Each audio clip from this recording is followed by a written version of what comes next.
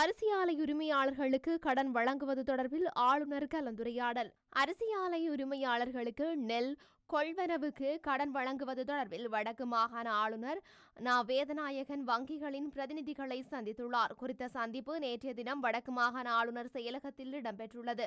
இதன்போது நெல் கொள்வனவு செய்வதற்கு போதிய களஞ்சிய வசதிகள் இருந்தபோதும் அதற்குரிய கடன் வசதிகளை வங்கிகள் வழங்கவில்லை என ஆளுநர் தெரிவித்துள்ளார். அத்துடன் எங்களுடைய மாகாணத்தில் விளையும் நெல் வேறு மாகாணங்களுக்கு கொண்டு செல்லப்பட்டு அதிகரித்த விலையில் மீண்டும் எமது மாகாணத்துக்கு கொண்டு வரப்படுகின்றமையை தவிர்ப்பதற்காக எமது அரிசி ஆலை உரிமையாளர்களுக்கு அதற்குரிய வாய்ப்பு ஏற்படுத்தி கொடுக்கப்பட வேண்டும் என அவர் கோரியுள்ளார். இதேவேளை கூட்டுறவு சங்கங்களூடான நெல் கொள்வனவுக்குரிய நிதி விடுவிக்கப்பட்டுள்ளதாக வடக்கு மாகாண பிரதம செயலாளர் இளங்கோவன் குறிப்பிட்டுள்ளார். இந்த கலந்துரையாடலில் வடக்கு மாகாண ஆளுநரின் செயலர் நந்தகோபாலன், வடக்கு மாகாண பிரதம செயலர் இளங்கோவன், இலங்கை மத்திய வங்கியின் வட பிராந்திய முகாமையாளர் பகிரதி செந்தில்மாறன், அரச மற்றும் தனியார் வங்கிகளின் முகாமையாளர்கள் மற்றும் அவர்களின் பிரதிநிதிகள் கலந்து கொண்டிருந்தமை குறிப்பிடத்தக்கது.